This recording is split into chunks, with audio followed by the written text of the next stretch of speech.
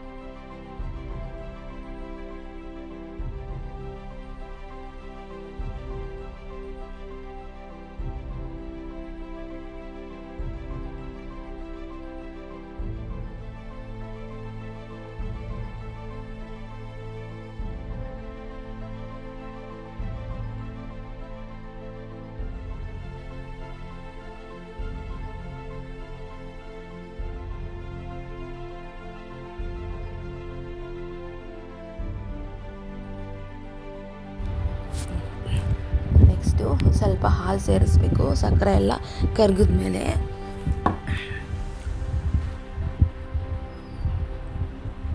ಯಾವುದೇ ಕಾರಣಕ್ಕೂ ತಲ ಒತ್ತಬಾರ್ದು, ಕೈ ಬಿಡಬಾರ್ದು. ನೆಕ್ಸ್ಟ್ ಕಂಡೆನ್ಸ್ಡ್ ಮಿಲ್ಕ್, ನಾನೊಂದು 2 ಸ್ಪೂನಷ್ಟು ತೊಗೊಂಡಿದ್ದೀನಿ ಅಷ್ಟೇ ಕಂಡೆನ್ಸ್ಡ್ ಮಿಲ್ಕ್ನ.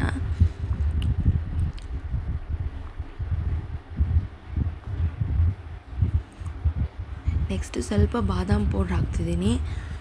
ಯಾವುದಾದ್ರೂ ನಾನು ರೆಡಿಮೇಡ್ ಮಿಕ್ಸ್ ತೊಗೊಂಡಿರೋದು, ಬೇಕಾದ್ರೆ ಮನೆಯಲ್ಲೇ ಪೌಡ್ರ್ ಮಾಡು ಹಾಕೋಬೋದು.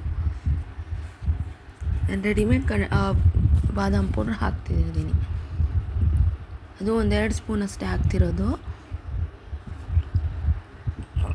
ಬಿಡ್ದಲೇ ಚೆನ್ನಾಗಿ ಕೈಯಾಡ್ತಾನೆ ಇರಬೇಕು. ಯಾವುದೇ ಕಾರಣಕ್ಕೂ ಕಮ್ಮಿ ಉರಿ ಇಟ್ಕೊಂಡ್ರೆ ವಾಸಿ. ಅದು ಡ್ರೈ ಆಗೋಕ್ಕೆ ಇನ್ನೂ ಒಂದು 1/2 hour ಅಷ್ಟಾಗುತ್ತೆ ನಿಯರ್ಲಿ.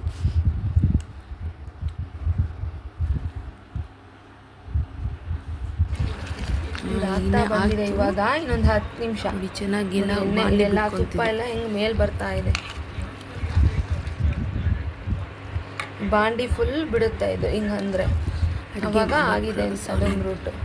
ಮದುವೆ ಮನೇಲಿ ಭಟ್ರು ಹೇಗೆ ಮಾಡ್ತಾರೋ ಅದೇ ಟೇಸ್ಟೇ ಬರುತ್ತೆ. ನೀವು ಮನೇಲಿ ಮಾಡಿ ಈ ಬೇಸಿಗೆ ರಜಕ್ಕೆ ಮಕ್ಕಳಿಗೆ ಮಾಡಿಕೊಡಿ. ಮನೆಯಲ್ಲೇ ತುಂಬ ರುಚಿಯಾಗೂ ಇರುತ್ತೆ, ಆರೋಗ್ಯವಾಗಿ. ಇದೆಲ್ಲ ಆಗಿದೆ, ಎಲ್ಲ ಬೇಕಾದ್ರೆ ಬೆಲ್ಲದ ಬೆಲ್ಲನೂ ಹಾಕೋಬಹುದು, ಸಕ್ಕರೆ ಬದಲು.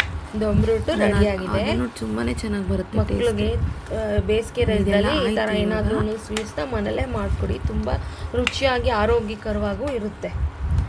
ಲಾಸ್ಟ್ಗೆ ಗೋಡಂಬಿ ದ್ರಾಕ್ಷಿನ ಸೇರಿಸ್ತಿದ್ದೀನಿ.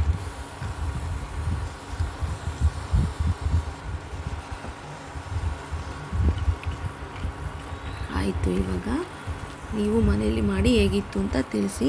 Thank you for watching my channel. Please subscribe ಮಾಡ್ಕೊಂಡು ನೋಡಿ. Thank you. ಸಿಗ್ತೀನಿ.